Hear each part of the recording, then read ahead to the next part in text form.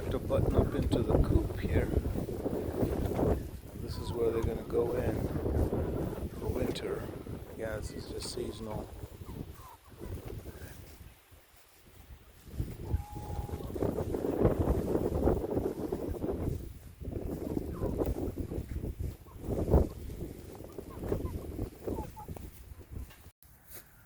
Got our coops set up where the tractors actually butt up to it. They go in at night and they come out during the day and feast. They're getting to the age where they can start laying eggs.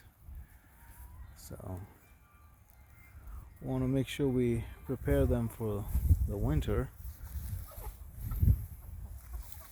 Appreciate all the help that I've gotten on this.